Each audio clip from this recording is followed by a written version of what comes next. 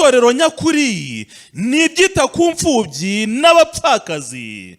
Niyo mpamvu itorero DNPC rifite inkomoko muri Tanzania ryiyemeje kwagura ubwami binyuze mu gutangiza amatorero menshi ahindura abantu abigishwa ba Yesu, gushaka no gutoza abavuga butumwa bazabikora, gutunganya imishinga yo gufasha abapasiteri n'abakuru b'amatorero, gushyigikira imishinga itandukanye y'abakristo, gufasha abana by'umwihariko kubatoza umuco n'uburere mboneragihugu, gusubiza itorero ryacu ku muco n'umuryango Imana yaremye. Iri toro rikorera hirya no hino mu gihugu mu turere turimo Kayonza, Ngoma, Huye ndetse n'umujyi wa Kigali, aho mukurikirana ibikorwa byacu kuri Yongwe TV kuwa kabiri saa 11 kugeza saa 12 no kuwa gatandatu saa 7 z'amanywa kugera saa 8, aho muri kumwe n'abashumba batandukanye, harimo umushumba mukuru w'itorero Reverend Pasteur Karemera James n'abandi bapasiteri batandukanye barimo Pastor Nkuba Godfrey.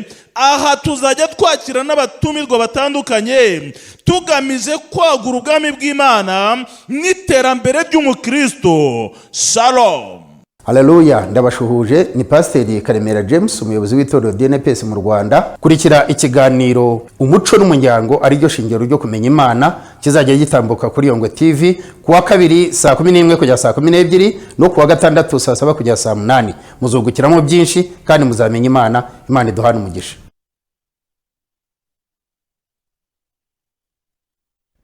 Murakoze nshuti bavandimwe bakristo bene data mudukurikiye kuri Yongwe TV. Kuri uno mugoroba nejejwe n'umwami Imana kuko twongeye gusubira muri studio turi bazima, duhumeka umwuka w'abazima, kandi twiringiye Imana ko namwe yabarinze muri bazima. Niyo mpamvu kano kanya nshaka kugira ngo dutangire ikiganiro cyacu umuco n'umuryango ari byo shingiro ryo kumenya Imana, nkuko gitambutswa n'itorero rya DNPS mu Rwanda, riyobowe na Pasteur Karemera James, ari nawe muri kumwe nawe muri uno mugoroba. Reka dutangire twegereza Imana n'umwuka wayo n'umwana mu buryo bwo gusenga. Imana iduhane umugisha. Reka nsabe buri wese ahari uturimo warurimo, igikorwa wakorwaga ni icy'ingenzi kuri wowe, kigufitiye umumaro ndetse cyane, ariko ubuntu bw'Imana butari kumwe nawe, zirikana ko naho wagikora bitagushobokera ko wagitunganya cyangwa cyakubera icy'umumaro. Niyo mpamvu rero nkusabye kugira ngo uce bugufi aho uri, wubahe Imana, ntiwubahe Pasteur James, ahubwo wubahe umwuka w'Imana, kuko Imana iri muri wowe. Niyo mpamvu yaguhumekeyemo umwuka wayo w'ubugingo kugira ngo iture muri wowe. Iyo rero ituye muri wowe yaguhaye kuramuka, aba ariyo ucira bugufi, hanyuma tuyiragize tunanayishimira ko yaturindiye ubugingo, tubone gukomeza ikiganiro cyacu kuri uno mugoroba. Reka mbasabe rero buri wese ahari ace bugufi dushime Imana. Mwami Imana, ndagushimye kandi nkuciriye bugufi kuri kino gicamunsi cyane mugoroba. Izina ryawe rihimbazwe kubera ko warinze ubugingo bwacu, ubugingo bw'abadukurikiye. Itorero ryawe waririnze, abantu bawe waririnze, igihugu cyacu wakirinze. Izina ryawe rihimbazwe. Nuko rero ndagushimye kubw'iyo mirimo wakoze, uwera wa Isiraheli. Hari abo warinze impanuka, hari abo warinze urupfu, ariko hari nabo wishubishe kuri uno munsi wa none. Ariko ijambo ryawe riratubwira ngo byose bifatikanyiriza hamwe kuzana ibyiza. Izina ryawe rihimbazwe rero kubwa abantu bose badukurikiye kuri uno mugoroba kuri televiziyo.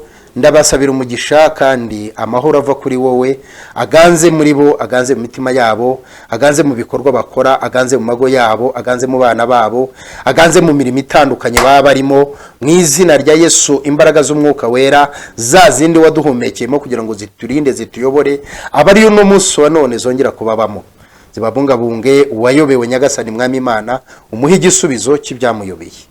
ibyivanze bivangure. Hariho abantu batekereje imishinga minini cyane ariko bikageraho bigenda byivanga. Uwera wa Isiraheli nabo ndabasabiye kugira ngo usobanure ibidasobanutse. Uno mugoroba uhagararanye nanjye, uhagararanye n'abankurikiye, ukuboko kwe kugaragare mwami, mu izina rya Yesu. Imbaraga z'umwuka wera izo zonyine nizo twongera kwishingikirizaho. Buri mudamu dukurikiye, unkurikiye, ndetse buri mugabo unkurikiye, abana bato, urubyiruko, abasore n'inkumi bakurikiye televiziyo uyu munsi, uno mugoroba ndavuga ngo bagubwe neza, babone amahoro ava kuri wowe, babone Nyagasani mwami Imana ubagirira neza uko bwije nuko bukeye. Erega tukuragiza ubugingo bwacu uko bwije nuko bukeye, kuko niwe ubufite mu kiganza. Naho umwanzi yabusaba, naho impanuka zaba nyinshi, naho ibisitaza byaba byinshi, ariko uko bigwira niko imbaraga yawe igwira kuri twe kugira ngo tubitsinde byose. Mu izina rya Yesu nsabiye buri wese udukurikiye kugira ngo umutsindishirize, umuhereze gutsinda kuri uno mugoroba. Wari wayobeye wabuze ifunguro, Uwera wa Isiraheli umuremera inzira, mu izina rya Yesu umuremera inzira, abone icyo ahereza abana be, abone icyo ahereza abavandimwe be, abone ko ahahira urugo rwe. Hari abagabo benshi ndabizi mwami Imana, hari abaduhamagara benshi bavuga bati mudusabire, hari abava mu rugo bakagenda bagiye gushakisha kugira ngo babone icyo itunga imiryango yabo. Mwami mu izina rya Yesu, uriya mugabo ahari, uriya mudama ahari,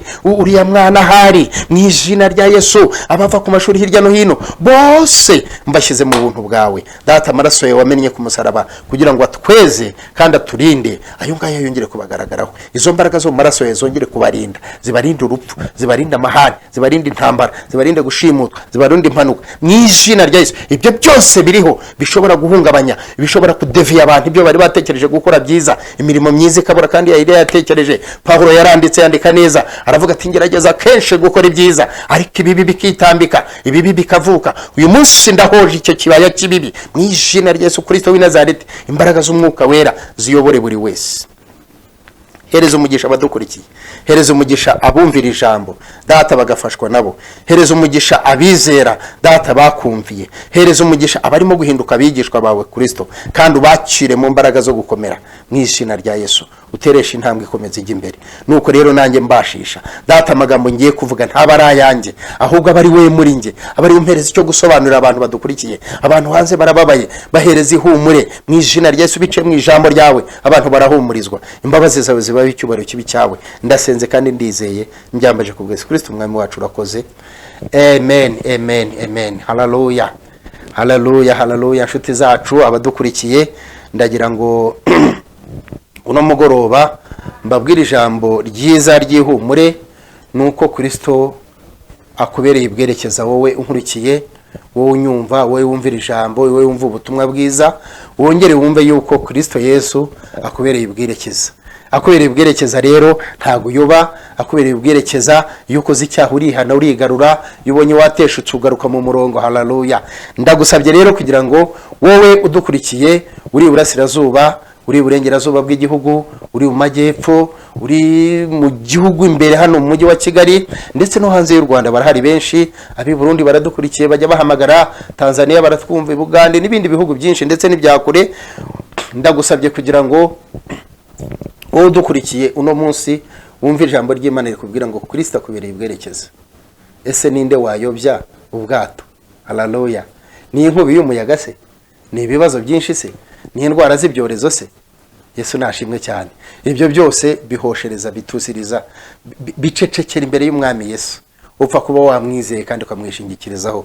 Niwe mwami ufite imbaraga. Haleluya.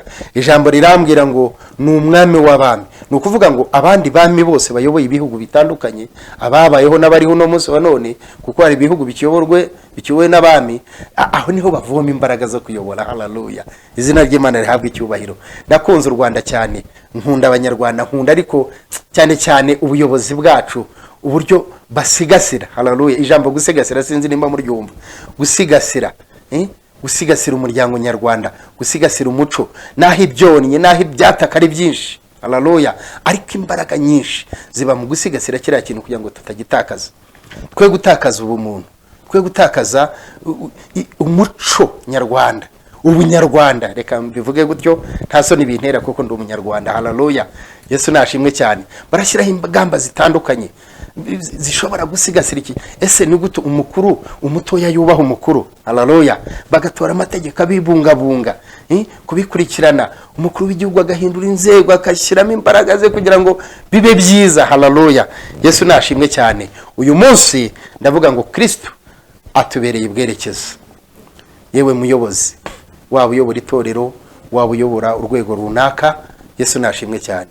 Hari umwami w'abami utubereye ubwerekeza kandi tumuragize byose kuko niwe udushoboresha. Yesu nashimwe cyane. Uwo ngo niwe uduhereza inkoni y'ubwungeri, niwe udukomereza ubuyobozi, uwo niwe utwigiza imbere. Haleluya, izina ry'Imana rihabwa icyubahiro. Reka rero ntangire ikiganiro mbabwira ngo Kristo Yesu atubereye ubwerekeza. Nawe ubwire mugenzi wawe n'uri hamagare kuri telefoni, umuhereze ihumure uvuga uti umwami Imana aravuga ngo Yesu aracyari muzima kubera yuko atubereye ubwerekeza. Nimuhumure rero, humura wowe munyeshuri uri mu gihe cy'amatest. Ndabizi ko igihe cy'amatest abantu baba bashyushya, amatest ari menshi, ibibazo, kwiga, gusubiramo amasomo, revision. Aho uri hose ku ishuri, waba udukurikiye cyangwa uri bwumve, ariko umwuka w'Imana nagusange akubwire ngo Kristo atubereye ubwerekeza. Mbahaye ikaze rero abadukurikiye hirya no hino, nkuko nabivuze, n'abakure mu bihugu bya kure, abari hafi.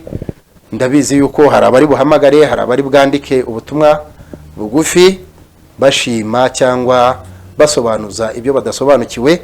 Reka rero mbabwire ngo umurongo wa telefoni murawubona ku mayekara yanyu kuri televiziyo zanyu abadukurikiye, ariko n'abashobora kutwumva ubundi ni 0788 47 8389.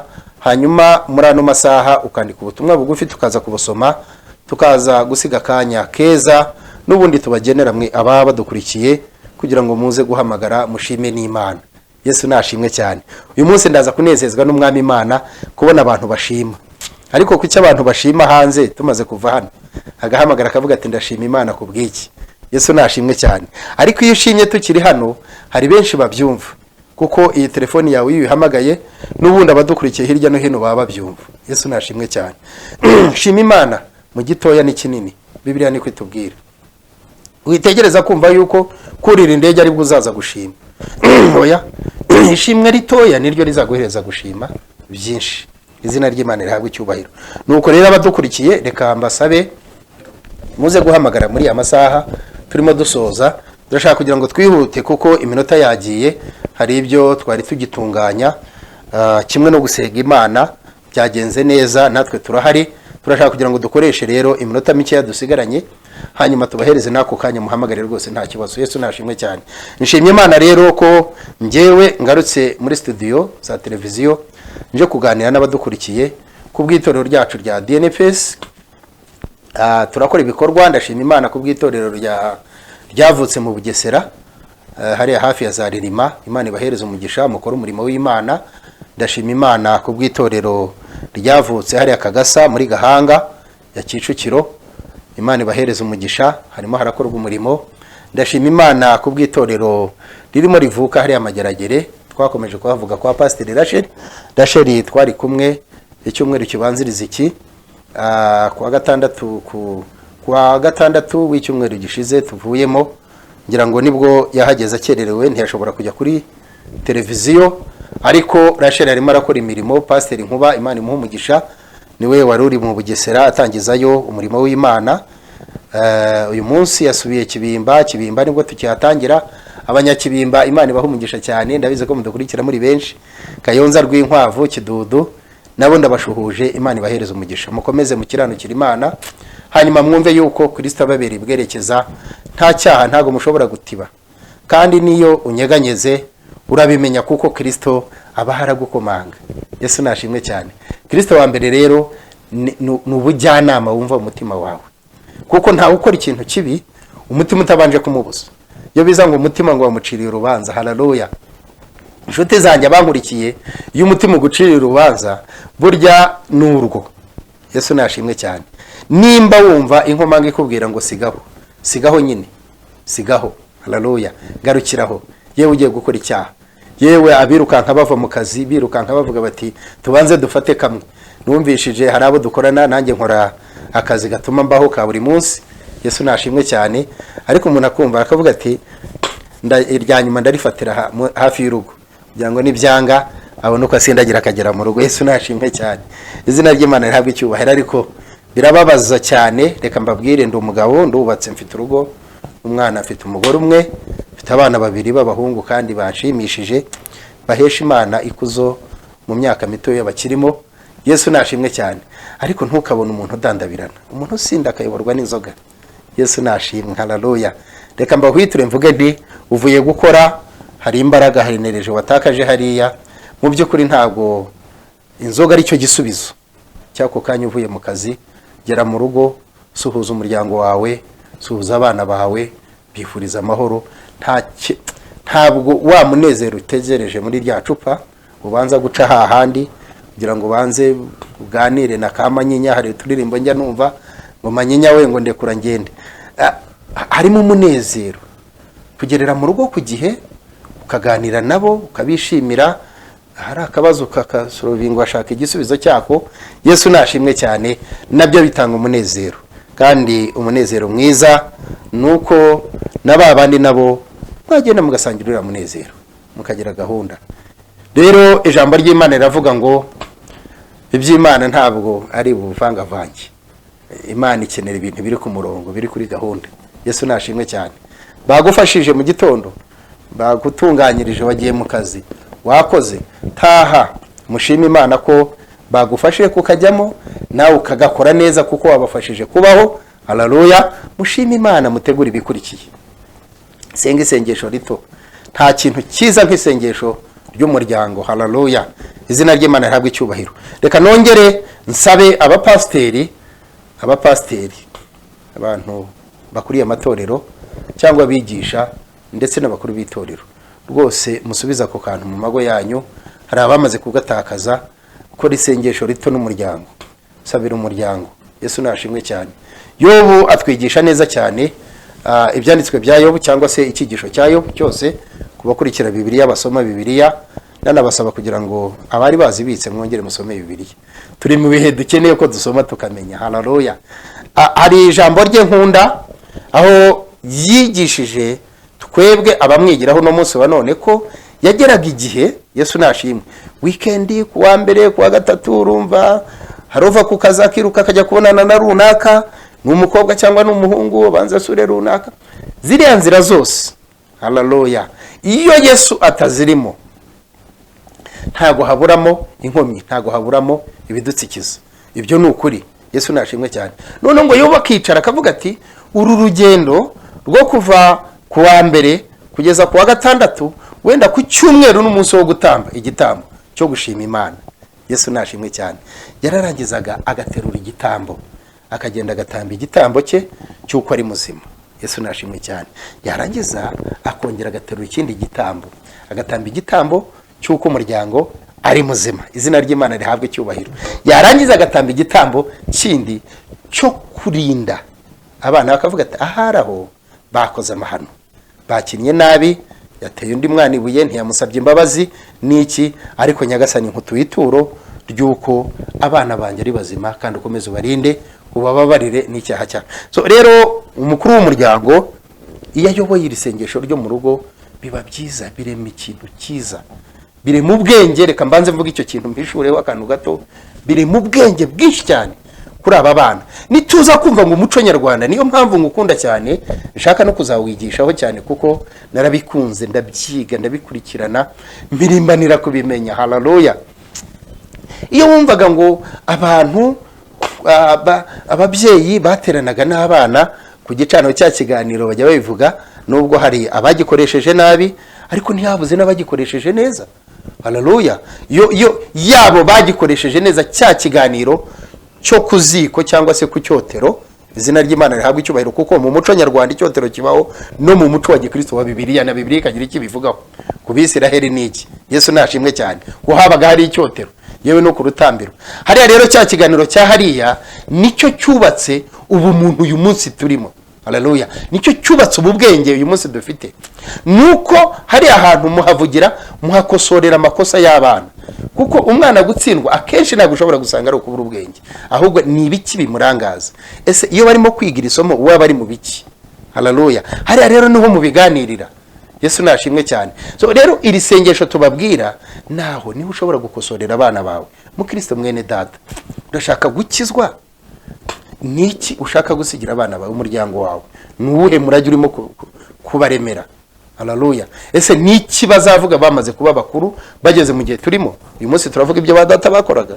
Haleluya. Turavuga ibyo batwigishaga, turavugaga icyitwaga kirazira, icyo batatwemeraga kuba twakora, twakubahuka. Yesu nashimwe cyane. Ndibuka nigeze gukubitwa. Haleluya. Ijambo ry'Imana ni ryiza kandi turaryiga, turarisoma. N'ubu turi busome mu Bagalatiya gatoya, kuko nashaka kugira ngo nze kureba ese imirimo ya kamere niki, imbuto z'umwuka niki. Ese uwakijijwe atandukana gute, wamumenya wamutandukanye gute n'utakijijwe, n'udakijijwe?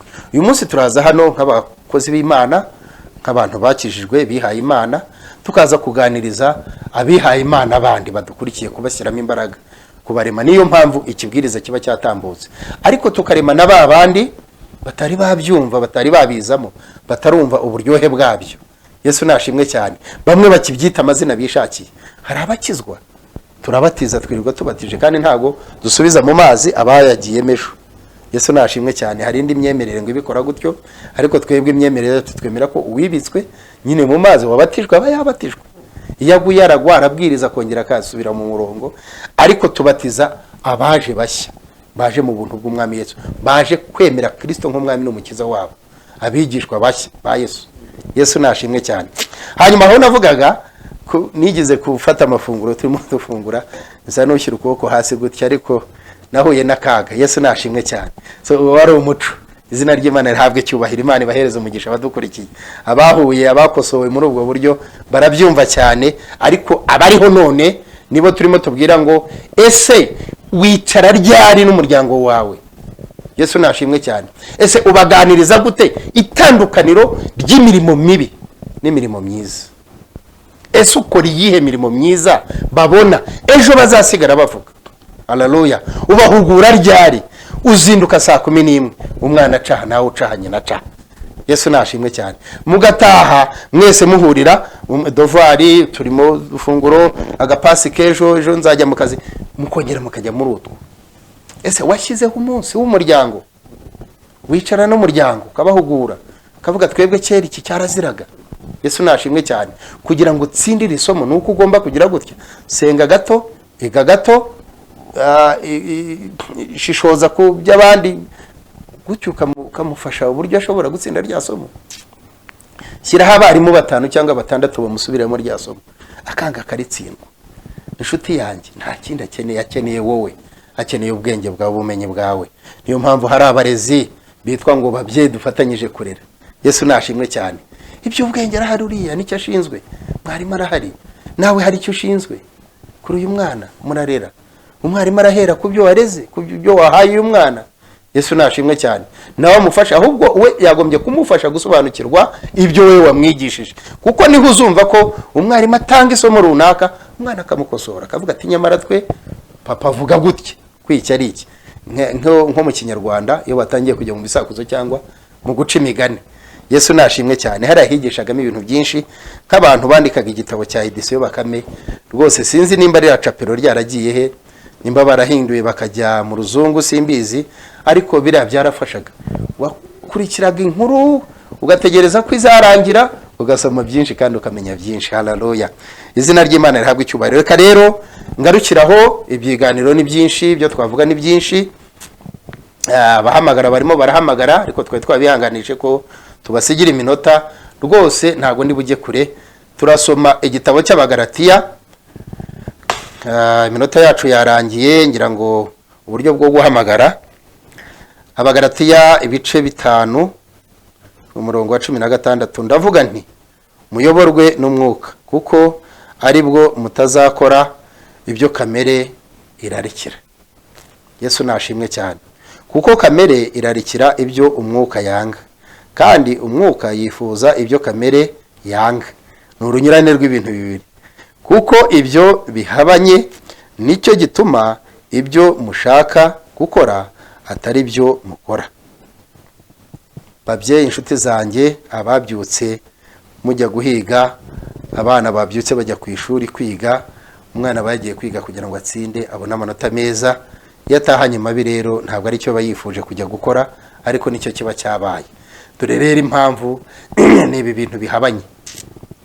Nicyo yakabaye abona mu rugo ategereza kukibona ku ishuri, ariko ku ishuri hari icyagenewe agomba kubonayo, hari n'icyagenwe agomba kubona mu rugo.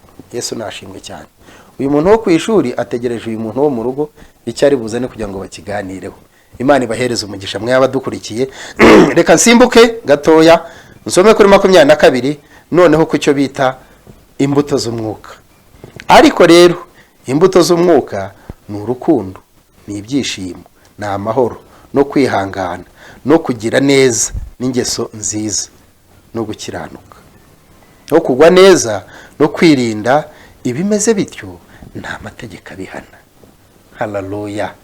Uyu mwana wujuje izi ndangagaciro niwe mwarimu akunda gushyira imbere, niwe akunda guhereza imikoro, kujya kwandika ku kibaho, kandi kurya bikora cyane niko amenya cyane.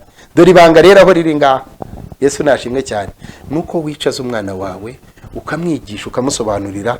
Sore nyavuze cyane wenda kugira ngo mwumve mbegera, ariko ibanga rikomeye cyane, ganiriza umwana wawe. Yesu nashimwe cyane. Mwereka imikino n'igihe ikinirwa, mwereka idakinwa n'ikino. Umwana arajya kuri televiziyo, arajya kuri telefoni, akajya mu kurasa amasasu. Ntabwo mu gitondo ari bujye gushyira mu bikorwa byo kurasa amasasu. Hari igihe cyabyo, hari imyaka yabyo, nacyo wakimukundisha, ni byiza. Yesu nashimwe cyane.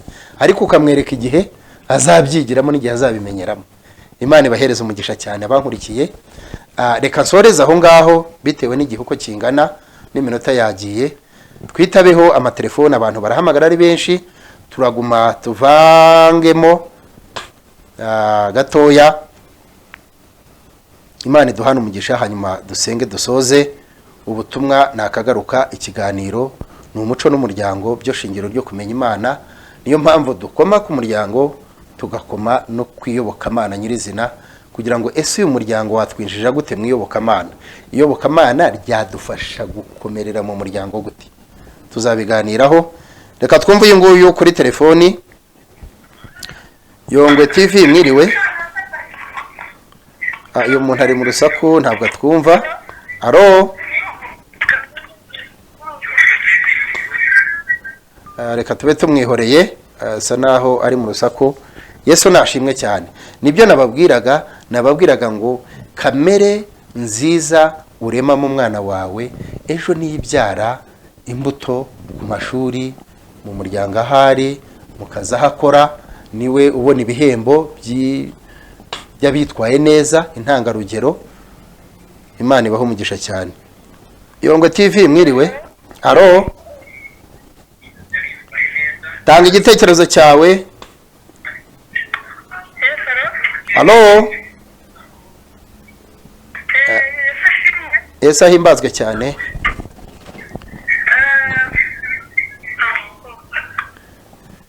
Ninde tuvugana?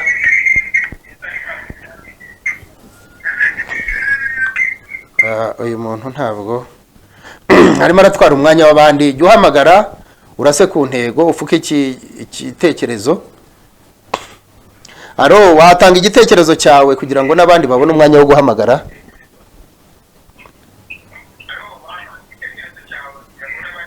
Uyu muntu rwose ambabarire, yihangane, arimo aratwara, arabuza abandi guhamagara kandi arimo ararangara. Nimba ari amarezo, ari ikibazo cy'amarezo, wareba uko ugikosora ariko ukagira. Yongwe TV, mwiriwe.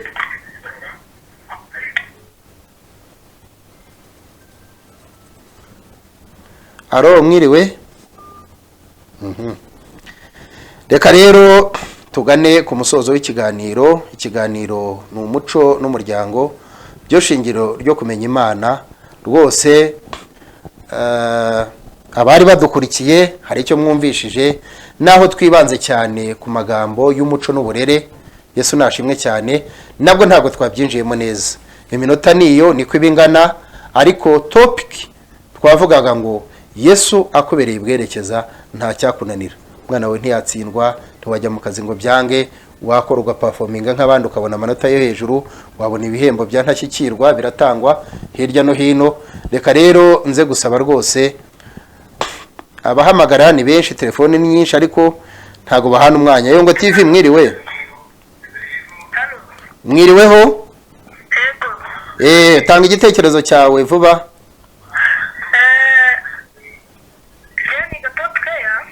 Yego. Rero mbere nashishikarizaga abandi bana. Yego. Mbere yo kumenya izo mbuto. Yego. Bagomba no kwiga gusenga no kwiyiriza. Gusenga no kwiyiriza. Nk'uko turi mu gitabo cy'Abakorinto ba kabiri. Yego. 18:14. Aratubwira ngo iyo senga mu ndimi zitamenyekana, sijya ubusenga, ahubwo n'undi muntu ubusenga. We have to believe that when we pray in tongues, there is another one who is that, is the Holy Spirit. Amen. So, and when we look in the book of Mark 16:17, the Bible tells us that these are the signs that we want those who believe. They will cast out demons. They will speak in new tongues. Marabo Jiki Komandaya. Hallelujah. We have to follow those. Tugomba gukurikiza izo mbuto batubwiraga Yego. kugira ngo dutsinde ibizami. Amen. Imana iguhe umugisha cyane. Rwose Imana. Niba mushaka kutubona amavuta dufite, mwadukurikira kuri YouTube, muga subscribe na the children of kingdom of God. Amen. Marabo Shikomandaya Marabo. Imana iguhe umugisha cyane. Ndumva n'indimi wazigiyemo rwose, kandi icyo uvuze cyiza gikomeye. I am in peace with God. Amen. Imana imuhereze umugisha cyane. Yasobanuraga cyane ku buryo bwo gusenga. Rwose ni byiza ko abantu basenga. Reka dusoze. Iminota y'abandi yagiye, abari badukurikiye. Imana ibahereze umugisha cyane. Niyo mpamvu nanjye nabwiye nsa naho mpereye ku babyeyi, ariko n'abana babwirwe kandi bumve, kuko umubyeyi ashobora gushyiraho gahunda y'abana yo gusenga, abana ntibayumve, bakagira imikino bakiramo, ariko igitsuri cy'umubyeyi cyagombye kugaragariraho. Yobora abana mu gusenga no guca bugufi no kwiga kugenda uko umubyeyi akeneye. Nibyo byonyine bigejeje igihugu cyacu aho kigeze. Yesu nashimwe cyane. Umukuru w'igihugu akunda kubivuga, uburyo twatozwaga, uburyo twigishwaga, uburyo twaganirizwaga, uburyo twakundishwaga. Haleluya. Gukunda umuryango. Ndabyibuka neza, twebwe abaciye muri ziriya nzira, rwose niyo wakoraga ikosa, umubyeyi wari we wese watambukaga yaraguhanaga kandi akaguhana nk'umubyeyi, kandi akakwibwira. Wagera no mu rugo ukaba wamubwira, na papa wawe cyangwa mama wawe runaka yanshishije akanyamfu, asanze ndimo, hari ukuntu twagiraga gukora inka mu bitaka n'iki, wenda wiyanduje waruvuye ku ishuri ntiwatashye, akagucisha akanyamfu, ariko yaranze akaguhagarika akakuganirira, akakubwira impamvu agukubise, akakubwira uwo ari we, kandi wanamuvuga n'iwanyu ugasanga koko baramuzi. Yesu nashimwe cyane. So byari byiza, so byari biryoshye cyane. Mwajyaga gutandukana mwabaye inshuti kandi yagukubise wa mwanzi. Haleluya. So rero ababyeyi musubire ku nshingano zanyu, mutoza abana. Yesu nashimwe cyane. Hari ababatozaga iby'ingeso mbi, nabo barahari, kuko nuko bwa Yesu bari bahari. Yaragendaga akavuga, ahavuze bamwe bakamukomera amashyi, bakumva ibyo avuga, bakabikunda, bakabiyoboka, ariko hakaba n'abaca inyuma bakagambana ngo ni mu muhirika gwe yo hari apfe. Ariko ntago byashobokaga. Yesu nashimwe cyane. Ntago byashobokaga. Izina ry'Imana rihabwa icyubahiro. So rero nawe hari aho twari turi, nuko hari abigaga ibyiza kandi babikoze bigeje igihugu cyacu aheza. Imana ibahereze n'umugisha, kuko barize bumviye na bari ababyeyi. Byarashobokaga ko atakumvira n'uwo mubyeyi, kuko ababyize abize hariya bose ntago ariko babishyize mu bikorwa. Up to now turabibona, hari abakora ibyiza ariko hakaba n'abatambika ibibi imbere yabo. So mugarukira aho babyeyi bana, namwe mwumvira ababyeyi, kandi ababyeyi ndakoma ku mpande zombi, ntabwo ari mama gusa, ntabwo ari papa gusa, ariko twubahe tumenye ngo hari umurongo w'urugo. Yesu nashimwe, hari papa, niyo mpamvu habaho papa na mama. Bayi ni papa ni papa, ntabwo papa azaba mama, mama ni mama, ntabwo azaba papa. Yesu nashimwe cyane. Buri wese afite umurongo akoreramo ibye, yigishirizamo ibye. Papa ashobora no kugusanga muri twa turimo, bamwe baragira gusangaga mu rwura akakuganiriza, akakubwira ejo uko zaba hameze. Barahanuraga, haleluya, barahanuraga, barabivugaga. Imana ibahereza umugisha rero abari badukurikiye. Ikiganiro ni umuco n'umuryango, byo shingiro ryo kumenya Imana. Itorero ni DNPS mu Rwanda, ni itorero mvamahanga. Dufite icyicaro Arusha muri Tanzania, mu Rwanda tukagira hari Kayonza muri Rwinkwavu, hanyuma n'amashapeli arimo kuvuka hirya no hino. Ni itorero rishya, turimo turiyubaka, turakora imirimo, turakora imisangiro itandukanye, turafasha abantu. Yesu nashimwe cyane. Ushobora kumbwira uti Kayonza mufite abantu bangahe? Ese abarimo bafite ubushobozi, ese mumaze gukora iki Kayonza? Imirimo irahari irivugira, nyaruko wagere. Dusure ku cyumweru, haleluya, dusure ku wa kabiri cyangwa ku wa kane, tuba dufite ibikorwa ku rusengero. Turacyakora imiganda, ntabwo twumva ko igihugu cyatwigisha gukora umuganda ngo birangiriraho. Rira n'inyigisho baba twigisha, natwe tugomba kubikora. Kuki umuntu ashobora kuvirwa n'inzu bagategereza ko akamudugudu azandika, akagari bikajya kwa murenge, bikagera ku kagari n'ahandi no ku karere kugira ngo uyu muntu azafashwe, kandi afite itorero abarizwamo, asengana n'abantu 80, urubyiruko 30, abadamu bagenzi be, ariko ugasanga uriya muntu ategereje ko umudugudu azatanga raporo ikazagera ku kagari kugira ngo uyu muntu azarebe icyiciro ashyirwamo kugira ngo asanirwe. Duhari oya, ntago ari byo. Ntabwo iyo nyigisho yaba ari inyigisho Pastor James yaza kwigisha kuri televiziyo. Yesu nashimwe cyane. Mbanje kugira ngo mbakundishe. Ese nibavuga kubaka igihugu ni iki? Ni impande zose. Yesu nashimwe cyane. Kira nacyo cyateza umutekano muke. Ntago abasirikare bazaza kumurinda ngo bamurinde n'imvura kwimugwira, kandi duhari. Imana iduhereze umugisha. Reka dusenge. Ntaza kujya kure, ariko imbuto z'umwuka no gukundana, no kwifurizanya ibyiza, no gusabirana, no gusurana, no gufashanya, ngo ibibeze bityo nta mategeko abihana. Ntabwo uzumva Perezida wa Repubulika yavuze ku gikorwa cyiza ko icyo kintu bagomba kugikurikirana. Ukora ibyiza aragororerwa, ukora ibibi arahanwa. Bibiliya irabigaragaza, amategeko y'igihugu arabigaragaza, amategeko y'imiryango tuvuga arabigaragaza. Umwana wakosheje arahanwa, gutyo. Yesu nashimwe cyane. Imana ibaho umugisha rero, murakoze. Mwari kumwe na Pastor Karemera James, umuyobozi w'itorero rya DNPS mu Rwanda. Reka dusenge, twiragize Imana, hanyuma Imana ikomeze bagerere neza, kandi Kristo akomeze kuba ibwerekeza bwanyu, kugira ngo ibyanyu mwagambire kugeraho mubigereho kandi neza, nta mururu, nta busambo, nta kwigunga, nta kwiheba, ahubwo twese nk'abitsamuye dufite kunesha no kunezerwa. Haleluya.